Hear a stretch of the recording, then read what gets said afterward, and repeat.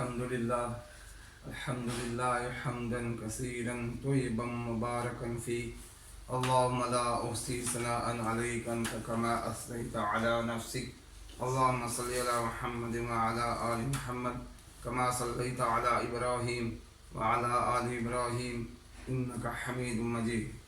اللهم بارك على محمد وعلى آل محمد كما باركت على إبراهيم وعلى آل إبراهيم إنك حميد مجيد. Dear students, السلام علیکم ورحمۃ اللہ وبرکاتہ. آج میں آپ کے سامنے سورۃ صاد اس کا لانگ کویشچن ڈسکس کروں گا، تو ویڈیو کو شروع سے آخر تک دیکھا کریں. اور باقی تقریباً لانگ کویشچن کی ویڈیو بن چکی ہیں. ایک چیپٹر ہمارا باقی ہے سورۃ الاحقاف کا، باقی تمام مکمل ہو چکا ہے. تو آج بات کرتے ہیں سورۃ صاد.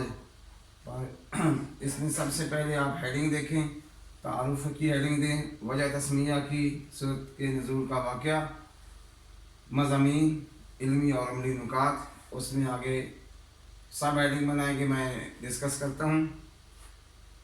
سب سے پہلے تعارف ہیڈنگ بنائیں، پھر اس میں 2 لائن بنا دیں، بلٹس بنا کے بنائیں کہ یہ مکی صورت ہے. نمبر 2، اس میں 88 آیات ہیں. یہ 2 باتیں آپ ڈسکس کر لیں تعارف میں. وجہ تسمیہ، نام کیوں رکھا گیا؟ نام رکھنے کی وجہ حروف مقطعات ہے، کیونکہ سورۃ صاد کا سٹارٹ صاد سے ہی ہوتا ہے اور یہ حروف مقطعات ہے، جیسے آیت صاد والقرآن ذی الذکر. تو یہاں صاد جو ہے یہ حروف مقطعات ہے، تو اسی مناسبت سے اس سورت کا نام سورۃ صاد رکھا گیا.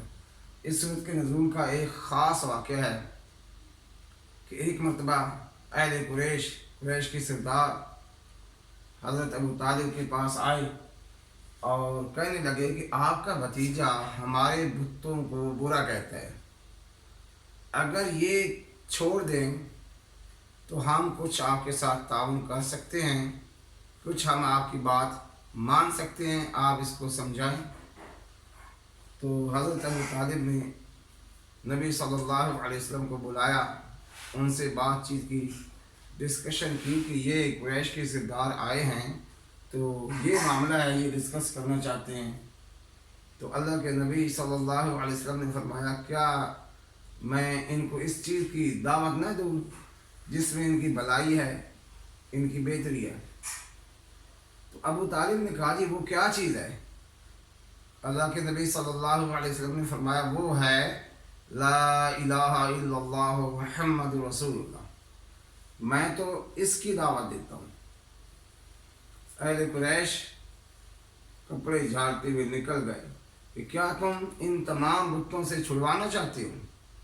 خانہ کعبہ میں ان ظالموں نے 360 بت رکھے تھے کہ ہم ان کو سب کو چھوڑ دیں.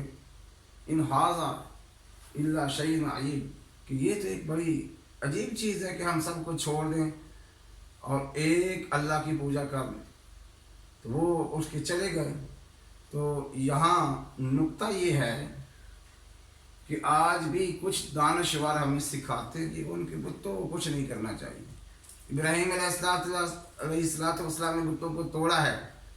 جو چیزیں شرکیہ ہیں، اللہ کے نبی صلی اللہ علیہ وسلم شرک کو مٹانے کے لیے آئے ہیں. بتوں کو توڑا ہے، خانہ کعبہ کے اندر پڑے تھے، آیت پڑھ رہے تھے، قل جاء الحق وزہق الباطل ان الباطل کان زہوقا. بت کی طرف اشارہ کرتے، بت نیچے گر جاتا. چھڑی لگاتے نہیں تھے، اشارہ ہی کرتے اور بت نیچے. ابراہیم علیہ السلام نے بتوں کو توڑا ہے. تو اگر ہمارے ملک میں کوئی ایسا بندہ نہیں، کسی ایک گاؤں کے اندر کوئی ایک بندہ بھی نہیں ہے جو بتوں کا پجاری ہے یا ایسی کوئی ان کی شرکیہ چیزیں ہیں، تو ان کو آپ گرا سکتے ہیں. ہاں، جہاں جس شہر میں، جس بستی میں دوسرے مذاہب کے لوگ ہیں اس کی عبادت کر رہے ہیں تو ٹھیک ہے، لیکن جہاں کوئی عبادت کرنے والا نہیں وہاں کوئی ایسی قباحت بھی نہیں ہے. اچھا جی، آگے جی اس میں مضامین ہے. مضامین سابقہ قوموں کا عبرتناک انجام. कौम नूह, कौम समूद, अस्हाबुल ऐका कहाँ गए, फिरौन कहाँ गया। इसमें सबक ये है कि उनसे सबक सीखो, उनसे सबक सीखो। अगर उन्होंने अम्बिया की दावत को झुटलाया, ऐ कुरैश मक्का तुम भी अल्लाह के नबी सल्लल्लाहु अलैहि वसल्लम की दावत को झुटलाओगे तो वही काम तुम्हारे साथ किया जाएगा। फिर उसके बाद मुख्तलिफ नबियों का ज़िक्र है कि उनमें ख़ास कर दाऊद अलैहिस्सलाम, सुलेमान अलैहिस्सलाम, अय्यूब अलैहिस्सलाम और आदम अलैहिस्सलाम का ज़िक्र है, उनकी दावत का ज़िक्र है। उनकी दावत का ज़िक्र करने का मकसद ये है कि उन पर भी परेशानियाँ आईं, उनकी कौम ने भी झुटलाया, लेकिन वो साबित करने से जमे रहे। ये आपकी मज़ामीन है। उसके बाद इल्मी और अमली नुकात है। जैसे मैं कहता हूँ कि ये लिखने के लिए नहीं होते, ये होते अमल के लिए, कि इस सूरत को हमने पढ़ा, समझा, इससे हमने क्या बातें सीखी हैं। लिखना तो है उन बातों को, लेकिन असल वो बातें मेरे लिए हैं और आपके लिए। एक पहली बात तो कुरान मजीद नसीहत है। अगर वो नसीहत है, क्या हम रोज़ाना पढ़ रहे हैं? ये सफारशी है, कुरान सफारशी है, कुरान फरीक़ मुखालिफ भी है। किसी के हक़ में सफारिश करेगा, किसी के ख़िलाफ़ बोलेगा। जिसके हक़ में सफारिश हो गई उसकी मग़फ़रत हो गई, और जिसके ख़िलाफ़ कुरान बोल पड़ा वो तबाह हो गया। दूसरी इसमें कुरान चाहे अम्बिया को सताया गया, लेकिन उन्होंने दावत को नहीं छोड़ा।